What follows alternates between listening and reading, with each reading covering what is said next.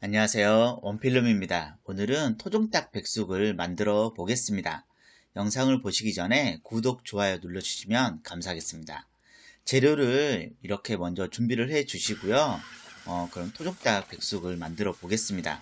먼저 제가 일산 그 재래시장에 가서 이 닭 전문점에서 토종닭 제일 큰 한 마리를 사서 왔습니다.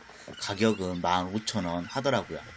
이곳은 이제 토종닭을 사면은 토종닭 손질도 다 해주고 이 백숙을 한다고 하면은 이 닭똥집이랑 닭발까지 이렇게 넣어주어서 되게 좋습니다. 그냥 이런 토종닭 이렇게 큰 사이즈의 토종닭은 일반 마트나 그런 곳에서는 사기가 힘들기 때문에 좀 재래시장에 가서 사는 편이고요. 닭을 삶기 전에 저는 물을 이 전기포트에 끓여서 이렇게 닭에다가 한번 뿌려줍니다. 이렇게 뿌려주면은 이 좀 불순물도 다 없어지고 기름기도 어느 정도 없어져서 훨씬 더 좋고요. 좀 찬물에 다시 한번 헹궈서 이 제일 큰 냄비에 닭이랑 닭발을 넣어줍니다. 전 똥집은 따로 넣지 않았습니다. 그리고 마트에서 이 백숙용 재료 이거 한 봉지 사서 이렇게 넣어줍니다. 좀 삼계탕 재료든 뭐 요즘에는 많이 있으니까 저렇게 하나 사서 넣어주시고요. 그리고 통마늘도 좀 있는 만큼 넣고 싶은 만큼 넣어주시면 훨씬 더 맛이 있는 이 닭 백숙을 만드실 수 있습니다. 이렇게 이 냄비 안에 재료를 다 넣고 물을 닭이 잠길 정도로 가득 담아줍니다. 그리고 이 가스레인지에 이 냄비를 뚜껑을 닫은 채 올려서 가장 센 불에서 팔팔 끓여주시면 됩니다. 저는 이렇게 이제 끓기 시작하기 전까지 이렇게 센 불로 계속 끓여주는데요. 이 끓는 동안에 이제 닭죽도 만들기 위해서 찹쌀도 이렇게 물에 불려놓고 그리고 이 닭죽에 넣을 야채도 좀 다져줬습니다. 이 당근, 뭐 양파, 애호박 등 뭐 감자까지 있으면은 넣고 싶은 만큼 야채를 넣어 주셔도 되고요. 뭐 야채가 굳이 없으시면은 야채는 안 넣으셔도 상관은 없습니다. 저는 이날 당근이랑 애호박이랑 양파를 넣어 줬는데요. 야채를 좀 너무 많이 넣는 거는 좀 별로인 것 같아서 그냥 적당한 정도로만 썰어서 되게 넣어 줬습니다. 그리고 뭐 다지기를 사용해도 되는데 저는 그냥 조금씩 야채를 넣을 거니까 다지기까지는 사용하지 않고 그냥 직접 손으로 야채를 좀 잘게 다져줬습니다. 그리고 집에서 닭백숙을 해 먹으면은 이렇게 닭도 삶아서 먹고 그 다음에 그 육수에 닭죽까지 끓여서 먹으면은 한 다음 날까지 이 식사를 그냥 해결할 수 있어서 좋더라고요.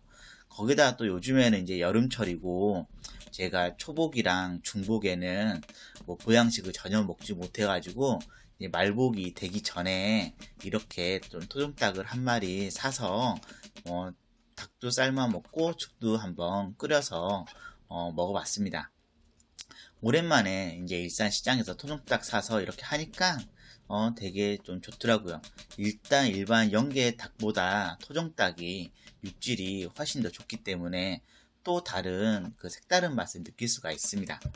일단 야채를 다 썰고 이렇게 준비를 해두고 그리고 이제 닭이 이렇게 끓으면은 저는 이제 불을 약간 중불로 줄여서 토종닭이기 때문에 1시간 정도 더 삶아줍니다.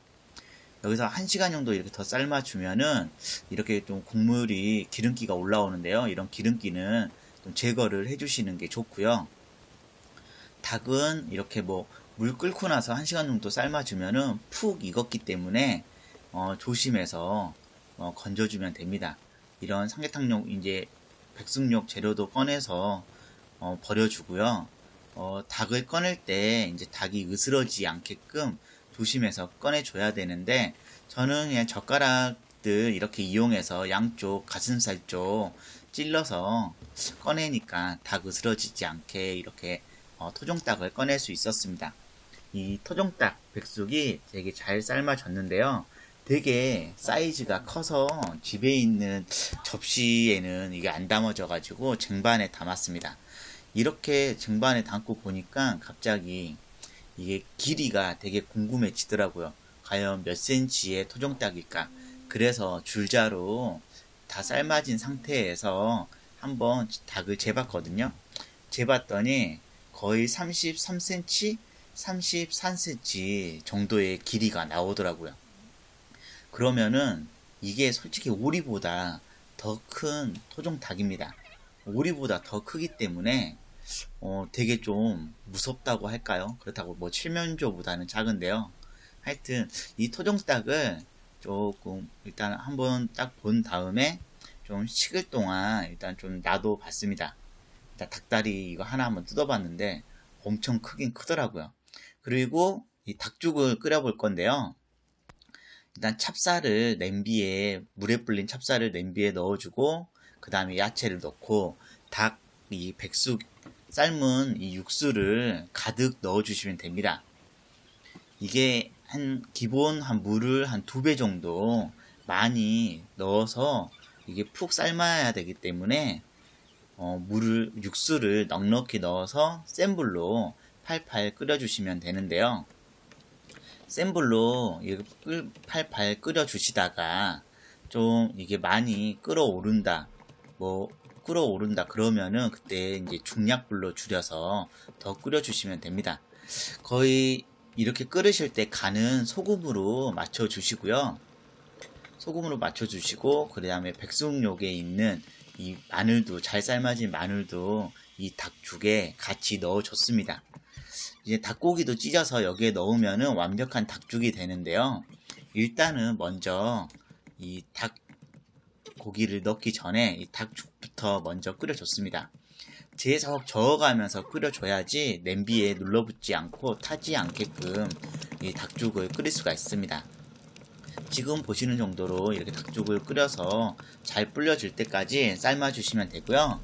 자 식은 토종닭은 먹기 좋게 다 분리해 주시면 됩니다.